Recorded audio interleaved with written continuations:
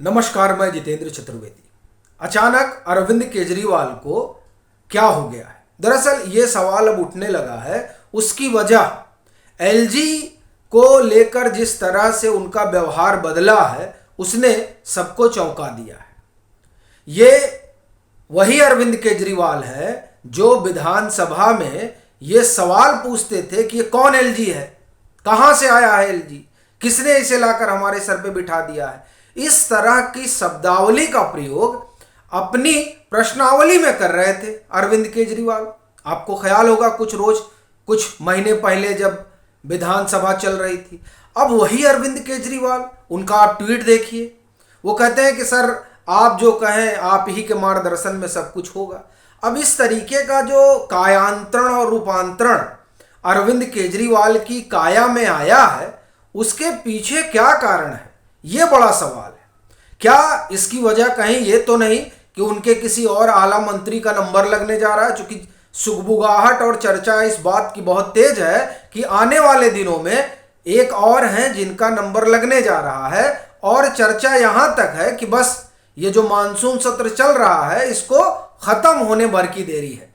तो क्या वो डर है जो अरविंद केजरीवाल को सता रहा है, या फिर कोई और कारण है जिसकी वजह से उनका दिल बैठा जा रहा है?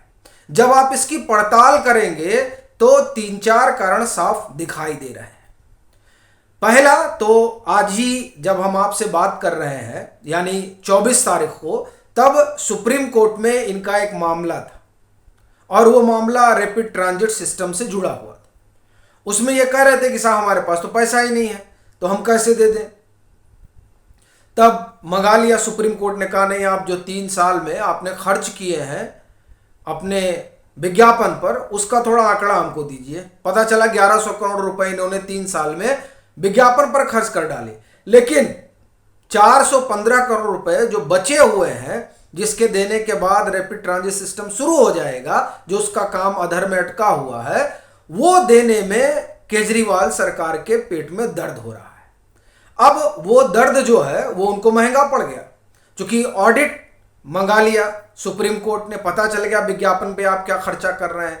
तो एक तो इनकी पोल पट्टी खुल गई कि सारा पैसा इनका विज्ञापन पे ही जा रहा है, और विकास के नाम पर जब पैसा देना होता है तो पल्ला झाड़ लेते हैं, बोलते साहब हमारे पास पैसा ही नहीं है।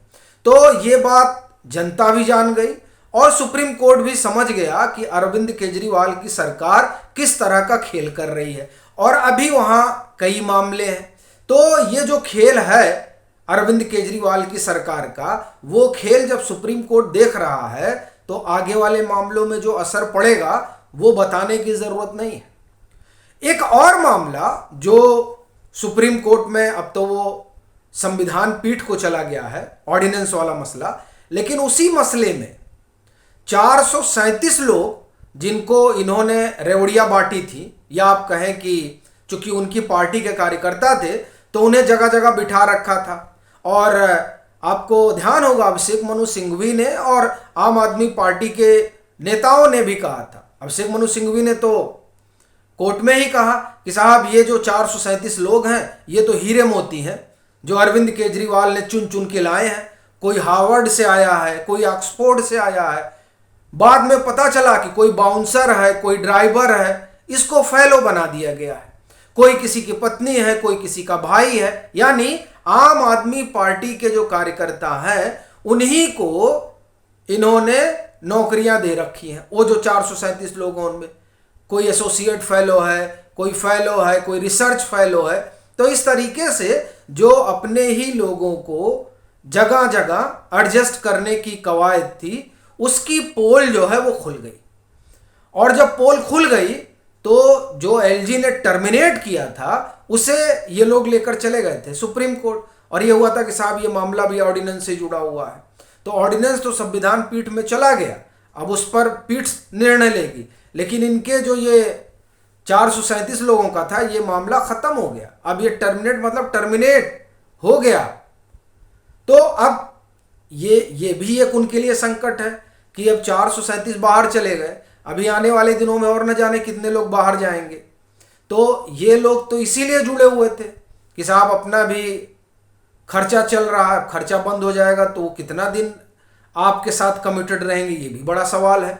क्योंकि एक संकट आम आदमी पार्टी के साथ दिखाई दे रहा है, वो ये कि इनके कार्यकर्ता और इनके लोग जो आंदोलन के दिनों में इनसे जुड़े थे, यानी जब अन्ना आंदोलन चल रहा था और उसके बाद इन्होंने पार्टी बनाई, वो लोग अब दूर जाने लगे हैं। चूंकि वो समझ रहे हैं और देख भी रहे हैं तमाम तरह के घपले घोटाले का आरोप लग रहा है, और जो नारा देकर अरविंद केजरीवाल आए थे उस नारे से और उस लोकपाल से ये बहुत दूर जा चुके हैं।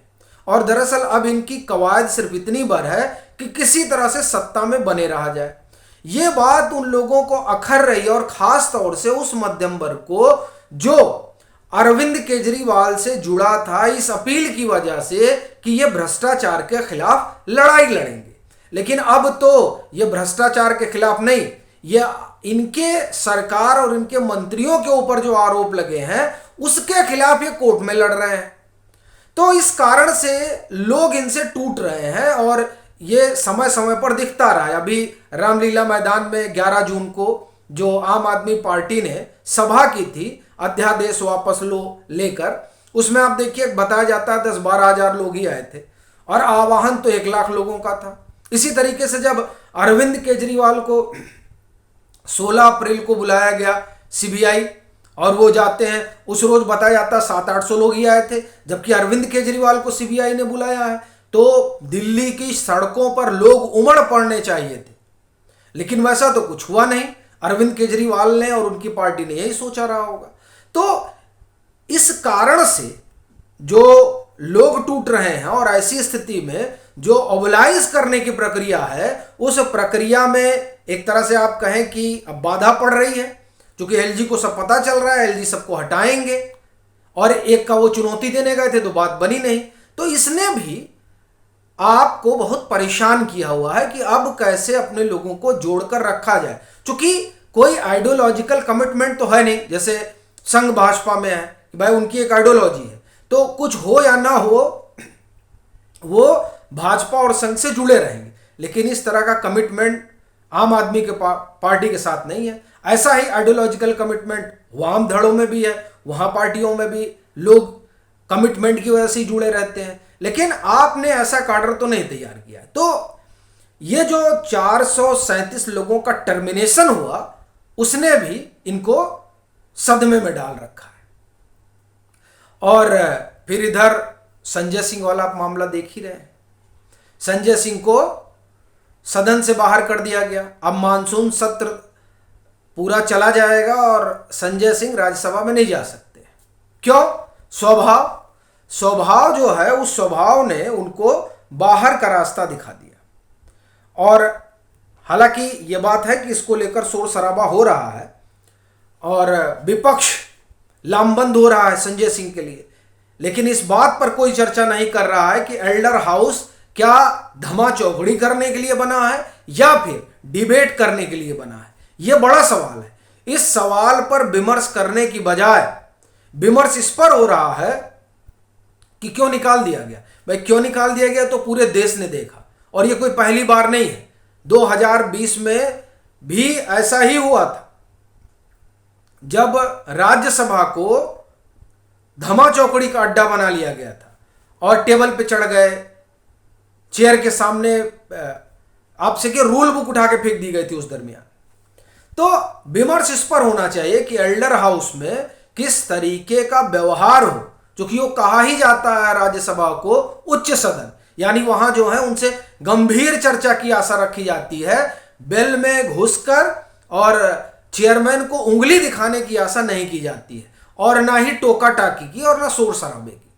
तो असल चर्चा इस पर होनी चाहिए, लेकिन क्या करिएगा। और एक आप ये कह सकते हैं कि अरविंद केजरीवाल के लिए ये जो सत्येंद्र जैन को अभी रिलीफ मिली हुई है वो आप कह सकते हैं कि आपकी पार्टी के लिए एक ठीक खबर है। लेकिन कुल जो चीज निकल कर आ रही है वो ये कि आपका संकट बहुत बढ़ा हुआ है।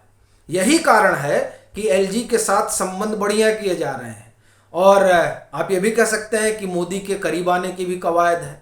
अब वो क्या होगा, कैसे होगा, ये तो देखने वाला मसला रहेगा। और फिर उस इंडिया का क्या होगा जो इन लोगों ने बना रखा है, ये तमाम सवाल रहेंगे। और वो उसमें क्या चीज़ें निकल कर आती हैं ये देखने वाली बात होगी। अभी के लिए फ़िलहाल इतना ही। अगर आप मतांतर से नहीं जुड़े हैं तो जुड़े, वीडियो को लाइक करें और खूब शेयर करें।